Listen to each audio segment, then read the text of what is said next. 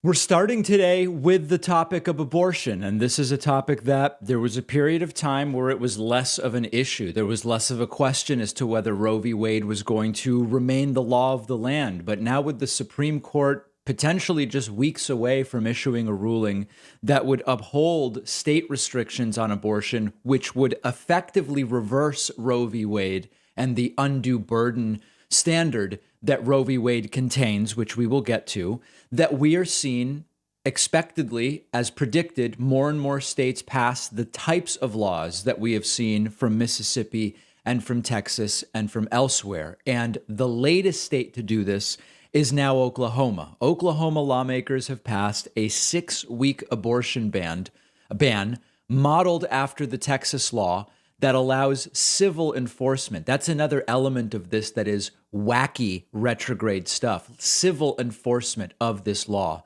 And we will talk about why a 6-week abortion ban is effectively just a ban on abortion, which unquestionably would violate Roe v. Wade's undue burden clause.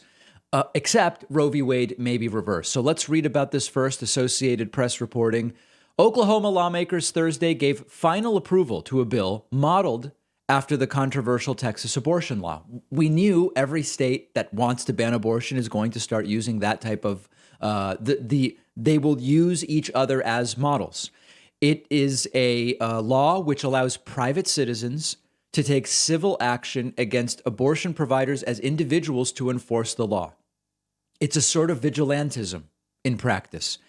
The Oklahoma Heartbeat Act, Senate Bill 1503, would prohibit abortions at the time when a physician can detect early cardiac activity in an embryo or fetus. Now, understand that it is not, some like to say it is a heartbeat, and doctors often say this is reflexive cardiac activity. To call it a heartbeat isn't even accurate. That can be as early as 6 weeks into pregnancy before many women even know they are pregnant. The measure also provides exceptions for medical emergencies. The state Senate later Thursday also passed House Bill 4327, allowing private citizens to sue abortion providers.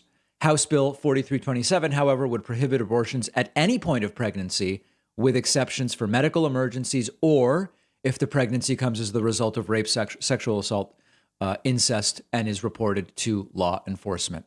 So there's two parts of this. First, we've already talked, because of the Texas bill, about this ability for an individual to sue the abortion provider. It's another way to put, in this case, it's not only the government between doctors and their patients, but random people between doctors and their patients, if anybody can bring a civil suit.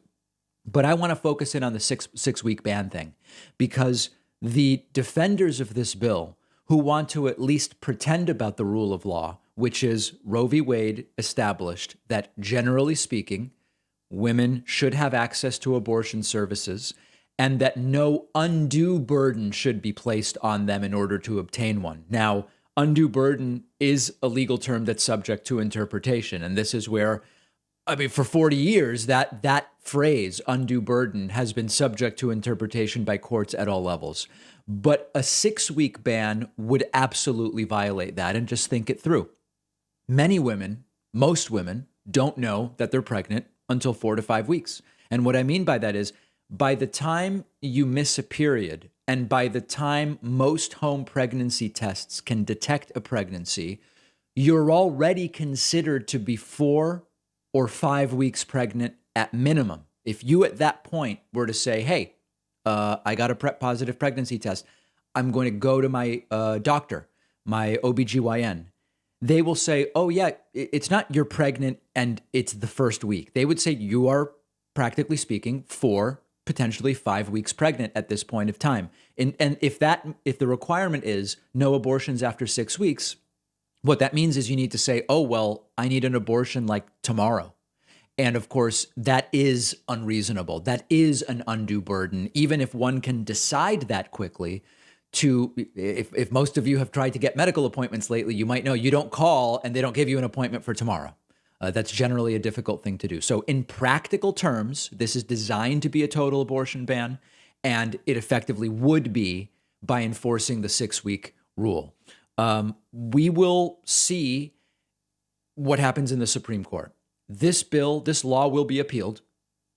Based on current law, it would be found against Roe v. Wade. It would place an undue burden on women. You can't say 6-week ban. Most women don't find out till week 4 or 5 if they're pregnant, right? So right now it would violate Roe v. Wade.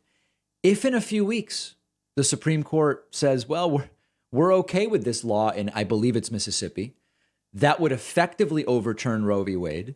And that would make it so that laws like this one in Oklahoma and the one in Texas and others likely would be allowed. And of course, this then gets us into that situation where what happens? Do people start fleeing red states for blue states, or what is the right thing to do? What is the expected thing to do? We don't know yet, but this is exactly what we did. Go back to the beginning. Go back to my shows when I was saying, hey, guys, I'm worried. This is 2016. I'm worried that there's too many people who aren't taking seriously this issue of the Supreme Court when they think about Trump versus Hillary. They go, oh, I don't know if it's not going to be this person, if it's not going to be that person.